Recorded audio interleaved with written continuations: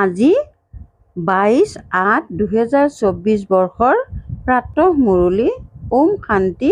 বাপ দাদা মধুবন। আজি বাবাই কৈছে, মৰমৰ সন্তানসকল, তোমালোকে গোটেই কল্পত আদিৰ পৰা অন্তলৈকে ভূমিকা পালন কৰিলা।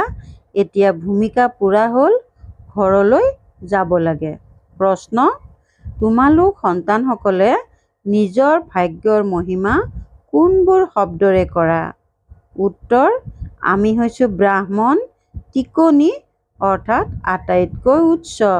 আমাক নিৰাকাৰ ভগৱানে বহি পঢ়ুৱায়। জগতত মনুষ্যই মনুষ্যক পঢ়ুৱায়, কিন্তু আমাক স্বয়ং ভগৱানে পঢ়ুৱায়। গতিকে কিমান ভাগ্যশালী হ'লো। প্ৰশ্ন: এই ড্ৰামাত সকলোতকৈ উচ্চ স্থান কাৰ? উত্তৰ: নিৰাকাৰ পিতাৰ। তেওঁ তোমালোক সকলো আত্মাৰ পিতা। সকলো আত্মা ড্ৰামাৰ সূত্ৰত বান্ধ খাই আছে। সকলোতকৈ উচ্চ স্থান হৈছে পিতাৰ। ওম শান্তি। আত্মিক সন্তানসকলক আত্মিক পিতাই সুধি আছে, মৰমৰ সন্তানসকল, নিজৰ ঘৰ শান্তিধাম স্মৃতিত আছেনে? পাহৰিতো যোৱা নাই? এতিয়া 84 চক্ৰ পূৰা হ'ল। কেনেকৈ পূৰা হ'ল এয়াও তোমালোকে বুজি পাইছা। সত্যযুগৰ পৰা কলিযুগৰ অন্তলৈকে এনেকৈ আৰু কোনেও সুধিব নোৱাৰে। অতিকৈ মৰমৰ সন্তানসকলক বাবাই সোধে, এতিয়া ঘৰলৈ যাবা নহয়? ঘৰলৈ গৈ পুনৰ সুখধামলৈ আহিব লাগিব। এয়া সুখধামটো নহয়, এয়া হৈছে পুৰণি সৃষ্টি অৰ্থাৎ দুখধাম।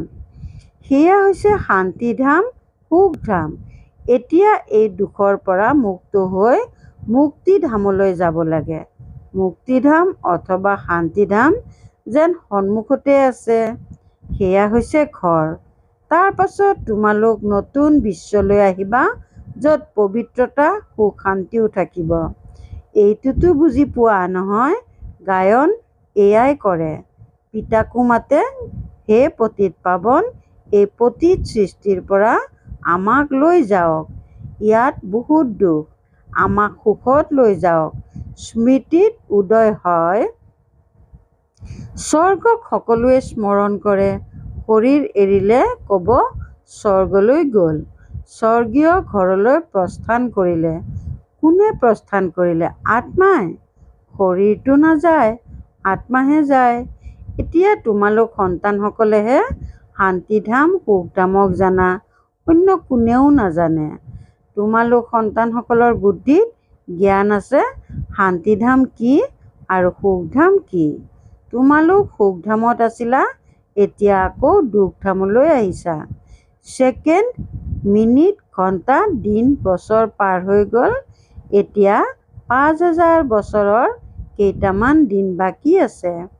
পিতাই সন্তানসকলক সোঁৱৰাই থাকে, বহুত সহজ কথা। ইয়াত বিভ্ৰান্ত হোৱাৰ কোনো কথাই নাই। আত্মাই 84 জন্ম কেনেকৈ লয়, এইটোও কোনেও নাজানে। লাখ লাখ বছৰৰ কথাটো স্মৃতিত ৰখাও কঠিন। এয়া হয়েই 5000 বছৰৰ কথা। বেপাৰী লোকসকলেও হিচাপৰ বহীত স্বস্তিকা আঁকে, তাক গণেশ বুলি কৈ দিয়ে। গণেশৰ চিত্ৰত হাতীৰ শুৰ দেখুৱায়। মনুষ্যই পইচা খৰচ কৰে, চিত্ৰ আদি তৈয়াৰ কৰে। ইয়াক সময়ৰ অপচয় বুলি কোৱা হয়। তোমালোকৰ কিমান শক্তি আছিল, সেয়া দিনে প্ৰতিদিনে কম হৈ গ'ল। যেনেকৈ গাড়ীৰ পেট্ৰল কম হৈ গৈ থাকে। এতিয়াতো তোমালোক বহুত দুৰ্বল হৈ গ'লা। 5000 বছৰ পূৰ্বে ভাৰত কি আছিল? বহুত সুখ আছিল। কিমান প্ৰচুৰ ধন আছিল। এই ৰাজ্য তেওঁলোকে কেনেকৈ পালে? ৰাজযোগ শিকিছিল। ইয়াত যুদ্ধ আদিৰ কথাই নাই। ইয়াক কোৱা হয় জ্ঞানৰ অস্ত্ৰ-শস্ত্ৰ। অন্য কোনো স্থূল কথা নাই। জ্ঞানৰ অস্ত্ৰ-শস্ত্ৰ আছে। জ্ঞান, বিজ্ঞান, স্মৃতি আৰু জ্ঞানৰ কিমান ডাঙৰ শক্তিশালী অস্ত্ৰ-শস্ত্ৰ আছে। গোটেই বিশ্বত তোমালোকে ৰাজ্য কৰা, দেৱতাসকলক অহিংসক বুলি কোৱা হয়। এতিয়া তোমালোক সন্তানসকলে মনুষ্যৰ পৰা দেৱতা হোৱাৰ শিক্ষা পাই আছা। তোমালোকে জানা আমি ৫,০০০ বছৰৰ পাছত বেহদৰ পিতাৰ পৰা এই বেহদৰ উত্তৰাধিকাৰ লৈ আছো। এয়া আত্মাৰ কথা। ইয়াত স্থূল যুদ্ধ আদিৰ কোনো কথাই নাই। আত্মা পতিত হৈছে, সেইকাৰণে আত্মা পাৱন হ'বলৈ পিতাক মাতে। এতিয়া পিতাই কয়, মৰমৰ সন্তানসকল, এতিয়াতো ঘৰলৈ যাব লাগে। এইখন হৈছে জীৱ আত্মাসকলৰ জগত। সেইখন হৈছে আত্মাসকলৰ জগত। তাক জীৱ আত্মাসকলৰ জগত বুলি কোৱা নহয়। এয়া বাৰে বাৰে স্মৃতিলৈ আনিব লাগে। আমি দূৰণিৰ দেশৰ নিবাসী। আমাৰ অৰ্থাৎ আত্মাসকলৰ ঘৰ হৈছে ব্ৰহ্মাণ্ড। এইটো বুদ্ধিত থাকিব লাগে যে আমি তাত থাকোঁ। এই আকাশ তত্ত্বৰ সিপাৰে, য'ত সূৰ্য চন্দ্ৰও নাথাকে। আমি তাৰ নিবাসী। ইয়াত ভূমিকা পালন কৰিবলৈ আহিছোঁ। ৮৪ জন্মৰ ভূমিকা পালন কৰোঁ। সকলোৱেতো ৮৪ জন্ম ল'ব নোৱাৰে। লাহে লাহে ওপৰৰ পৰা নামি আহে। আমি হৈছোঁ অলৰাউণ্ডাৰ। সকলো কাম কৰাজনক অলৰাউণ্ডাৰ বুলি কোৱা হয়। তোমালোকো অলৰাউণ্ডাৰ হোৱা।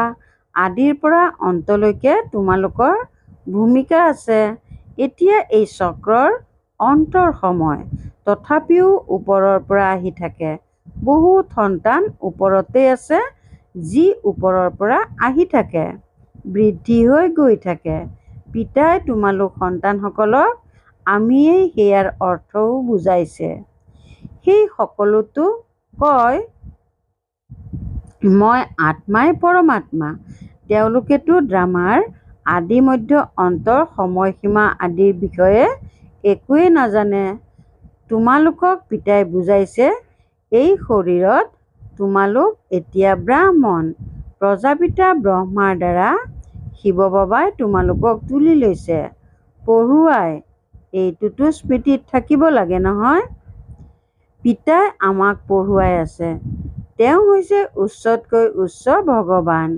সকলো আত্মা এই ড্ৰামাৰ সূতাত বান্ধ খাই আছে।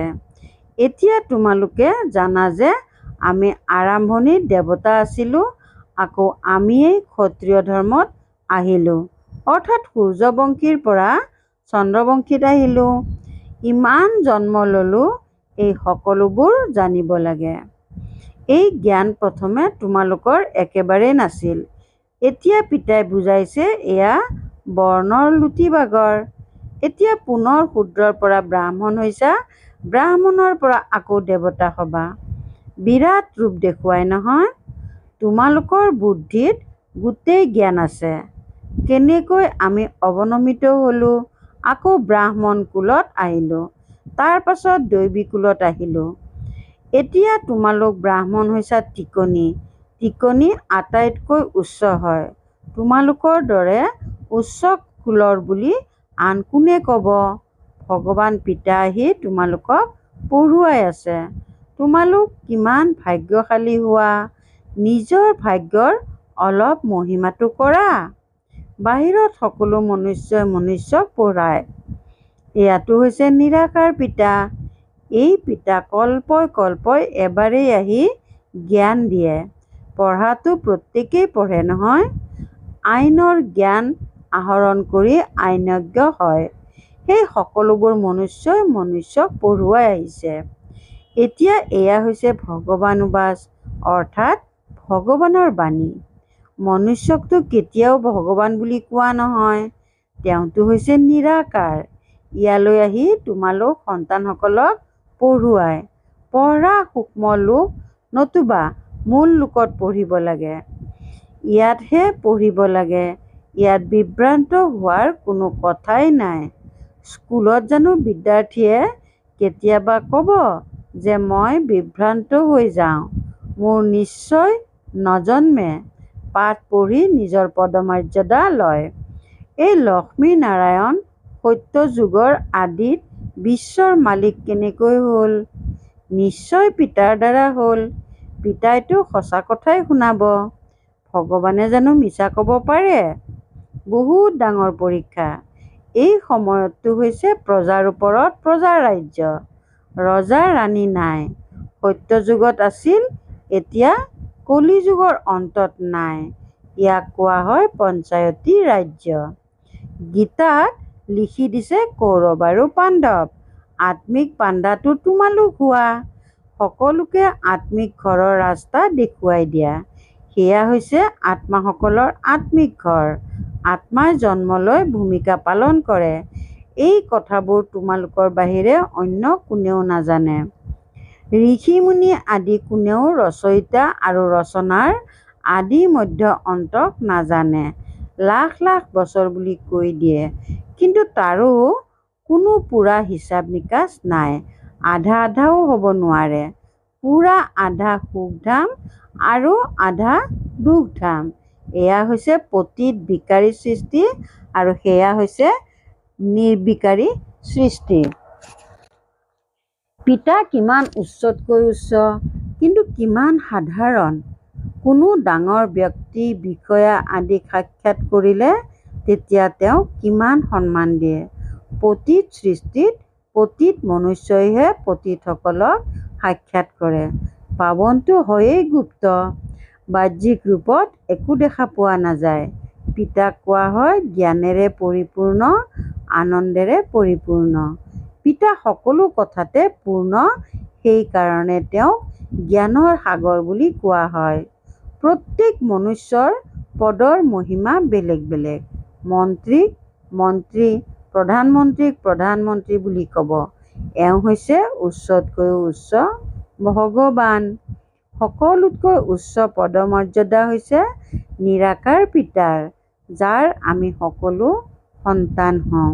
তাত আমি সকলো পিতাৰ সৈতে পৰমধামত থাকোঁ। সেয়া হৈছে ঘৰ। ইয়াত সকলোৱে নিজৰ নিজৰ ভূমিকা প্ৰাপ্ত কৰিছে। কোনোবাই এটা জন্মও ভূমিকা পালন কৰি উভতি যায়।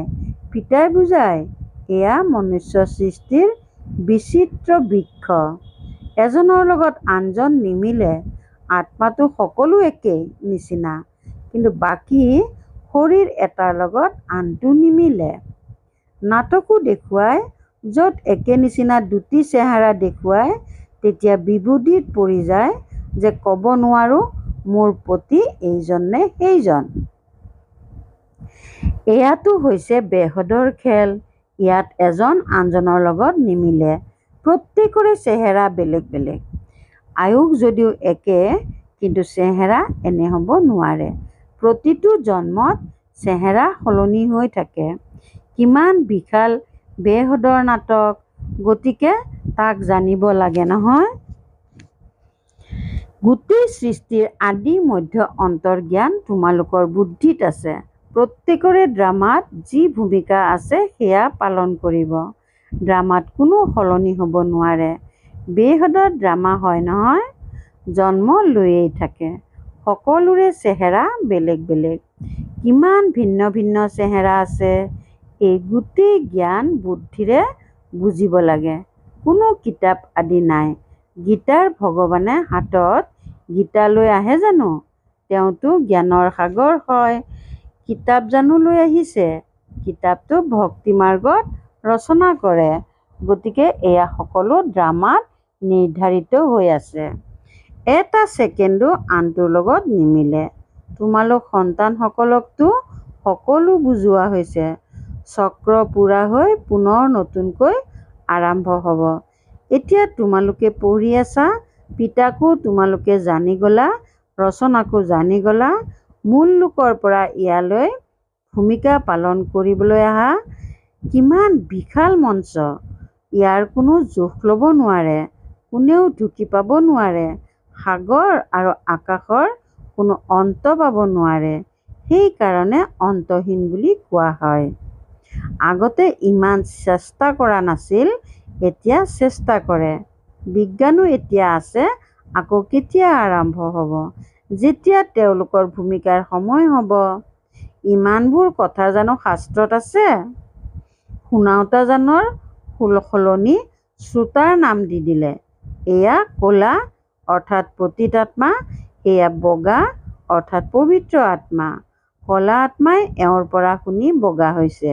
জ্ঞানেৰে কিমান উচ্চ পদ পোৱা যায়। এয়া হৈছে গীতা পাঠশালা। কোনে পঢ়ুৱায়?